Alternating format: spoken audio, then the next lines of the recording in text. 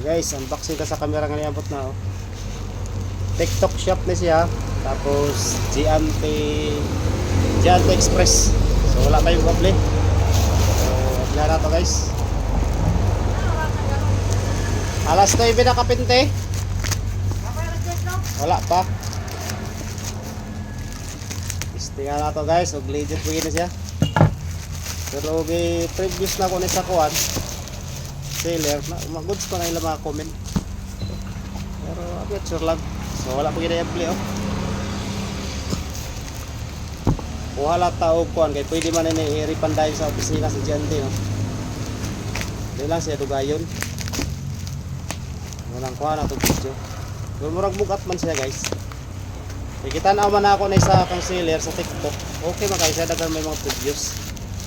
Kamera giday guys. Legit giday siya. Goods man po ng mga comment sa kuha niya sa comment section sa kuha TikTok shop. Yellow basket na ako nag-click. Oy, legit gid siya. May memory oh. Legit guys, legit.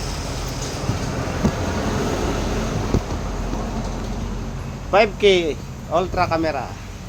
Touchscreen siya, dual pan ni siya. So wala na ba ipakapin niya nga memory. One set matong i-order god.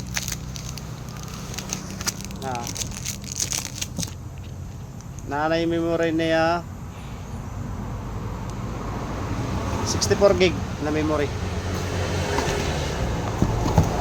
So wala pa gina-apply guys oh. Wala pa gina sa igupi. Wala pa kamera. Bagong kamera na po ni guys kay murag daan ito sa kamera nato. So hindi na kita tanay nga mag-video ta pa in-case nga ako so natay proof. Dahan-dahan kamera gid siya guys.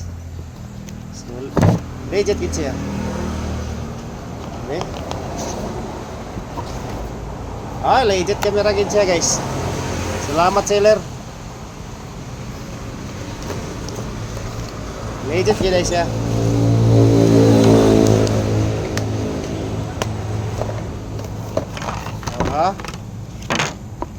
Goods kaya guys, legit.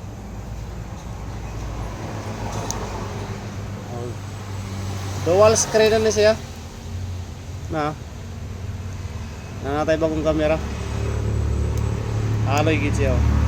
Yan. Thank you for watching mga angkol. Salamat sa seller no sa TikTok shop. Thank you kayo.